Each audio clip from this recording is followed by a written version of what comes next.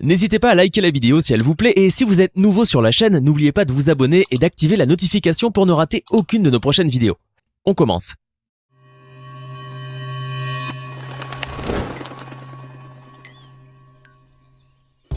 Bonjour et bienvenue à tous. Les technologies ont complètement changé notre manière de vivre. L'invention des smartphones ou encore de l'intelligence artificielle sont indéniablement utiles à notre société actuelle. Cependant, il existe bon nombre de technologies interdites ou oubliées qui auraient pu changer le monde. Aujourd'hui, pourtant, aucune d'entre elles n'est utilisée. Vous souhaitez découvrir les technologies interdites qui pourraient changer notre monde? Alors restez avec nous, voici les plus surprenantes d'entre elles. Le chanvre est une plante qui peut être utilisée dans le textile, le papier et même dans l'alimentation. Désormais, on lui trouve également des vertus au niveau du biocarburant. En effet, les graines de chanvre contiennent de l'huile qui peuvent être transformées en biocarburant. D'ailleurs, le biodiesel de chanvre s'est montré très efficace. 97% de l'huile de chanvre a pu être convertie en biodiesel. Plus encore, après qu'il ait passé tous les tests au laboratoire, il a été prouvé qu'il pourrait être utilisé à des températures plus basses que tout le biodiesel qui se trouve actuellement sur le marché. Aussi, cultiver du chanvre est moins polluant que le maïs, le soja, le colza ou encore le palmier à huile. Cela nécessite moins d'eau, d'engrais et de pesticides que les autres biocarburants. De même, la culture de chanvre n'a pas besoin d'irrigation. Elle améliore la structure du sol grâce à ses racines ramifiées et profondes, sa hauteur de 5 mètres étouffe les mauvaises herbes et laisse à la récolte une parcelle propre. Les avantages de cultiver du chanvre sont donc très nombreux. Seul hic, la réglementation de la plupart des pays du monde assimile le chanvre à une substance contrôlée, et donc non légale. De ce fait, le prix de ce biocarburant n'est pas compétitif avec les autres biocarburants déjà existants puisque son prix est trop élevé. Néanmoins, pour remédier à cela, plusieurs États d'Amérique du Nord ont décidé d'autoriser la culture du chanvre industriel. Néanmoins, le chanvre n'est pas encore utilisé en tant que biocarburant et il n'est pas prêt à être adopté pour le moment. Peut-être serait-ce le cas à l'avenir. Tesla est indéniablement l'un des scientifiques les plus talentueux qui ait jamais vécu sur notre Terre. Il fut l'inventeur le plus prolifique jamais connu, avec 300 brevets déposés, sans compter les nombreux travaux qu'il n'a jamais brevetés et ceux qu'on lui a usurpés. On lui doit notamment les inventions de l'énergie sans fil, la lampe au néon et le moteur électrique. Parmi toutes ces inventions, certaines sont peu connues, non pas parce qu'elles ne se sont pas révélées utiles, mais tout simplement parce qu'elles sont tombées dans l'oubli. La tour de Tesla par exemple, également connue sous le nom de tour Wardenclyffe. Cette technologie avait pour but de fournir de l'énergie gratuite à quiconque en quantité inépuisable n'importe où sur Terre. Tesla avait affirmé avoir découvert qu'il pouvait capter l'énergie contenue dans une sphère de résonance située autour de notre Terre, juste sur notre ionosphère. Cette énergie libérée par les éclairs qui se produisent toujours partout dans le monde serait instantanément accessible partout et en même temps. La volonté de Tesla de concrétiser ce merveilleux projet l'a poussé à contacter JP Morgan, un riche banquier qui le financera pour la construction de la tour. Ainsi, Tesla avait conçu et commencé la construction de sa tour à New York entre 1901 et 1902. Cette tour devait servir à la transmission mondiale d'informations, fuseaux horaires, téléphonie, réseaux de communication. Et en plus, elle aurait servi à transmettre l'énergie à tout le monde.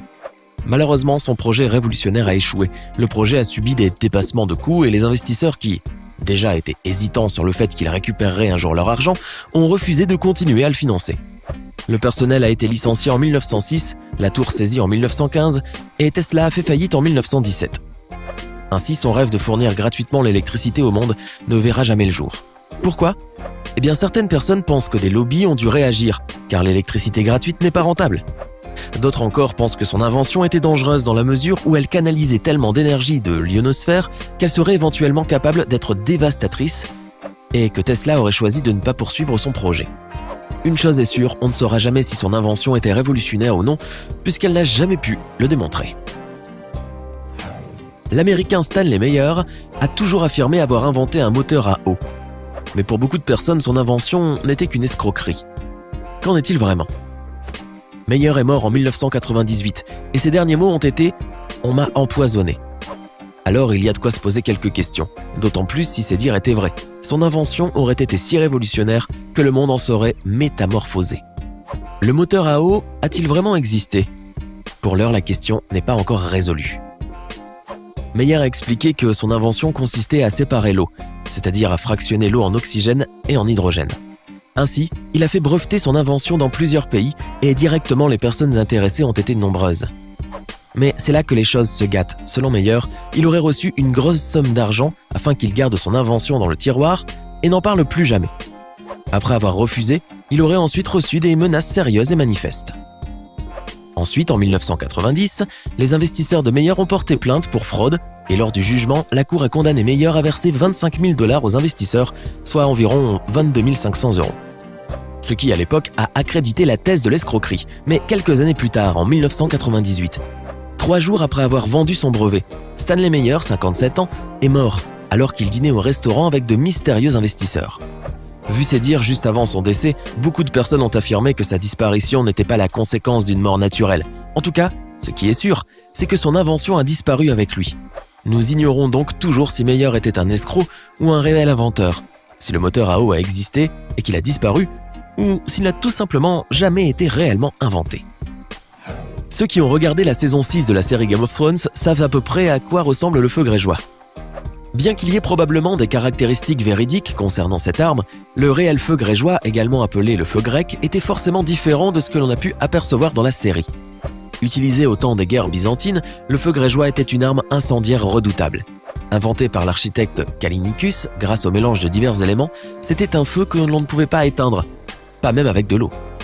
De ce fait, durant les batailles navales de l'Antiquité et du Moyen-Âge, l'arme était utilisée et arrivait sans grande peine à repousser les flottes ennemies. Ainsi, la formule du feu grégeois devait être secrète afin qu'elle ne tombe jamais entre de mauvaises mains.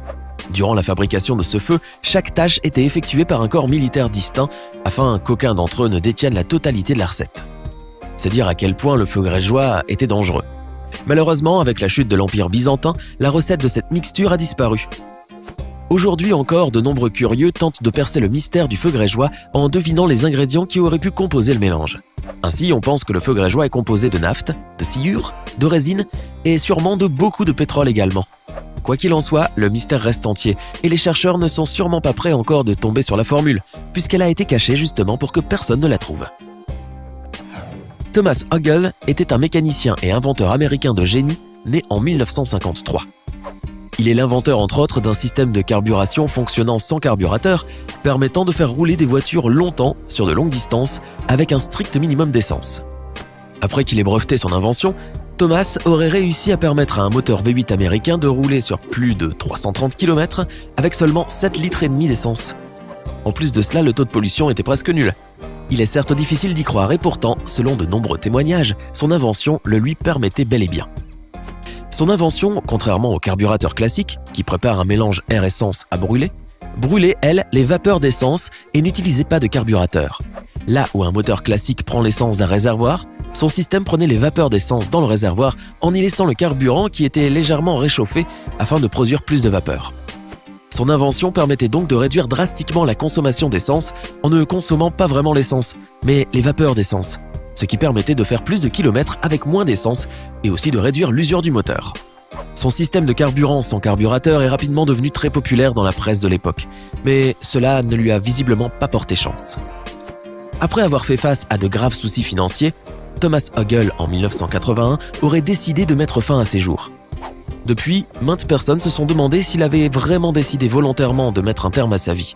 D'ailleurs, avant son décès, il avait indiqué à son avocat qu'il pensait que quelqu'un mélangeait des substances illicites à ses boissons dans le bar où il jouait au billard. Depuis, son invention n'aura servi à rien car personne ne l'a adoptée. Si vous ne connaissez pas Ian Sloot, rassurez-vous, c'est normal. Il est tombé dans l'oubli bien trop rapidement. Cependant, il mérite que l'on fasse mention de sa merveilleuse invention qui aurait bien pu lui permettre d'acquérir une renommée mondiale. L'invention de Sloot lui permettait de compresser des fichiers de telle sorte qu'un film vidéo complet tienne en 8 kilooctets, uniquement. Cela paraît strictement impossible, mais Sloot y serait bel et bien parvenu. Il aurait d'ailleurs fait des démonstrations publiques de sa réussite. Une telle découverte est sans le moindre doute révolutionnaire. Cependant, personne d'autre que lui ne connaissait le secret de ce véritable miracle qui défiait toutes les lois des mathématiques. Et il ne l'a jamais révélé à personne, car il était trop méfiant, voire même un peu paranoïaque. Et puis un jour, le 11 janvier 1999, Ian Sloot a été retrouvé mort, victime d'une apparente crise cardiaque. C'était quelques jours à peine avant la signature du contrat pour vendre son invention. Désormais, une chose est certaine, il a emporté son secret avec lui. Bien sûr, maintes chercheurs ont tenté de trouver le moyen de compresser des fichiers à ce point, mais personne n'y est parvenu encore jusqu'à ce jour. Une telle technologie aurait pourtant été si utile. Alors laquelle de ces technologies disparues ou oubliées auriez-vous aimé posséder? Dites-le nous en commentaire.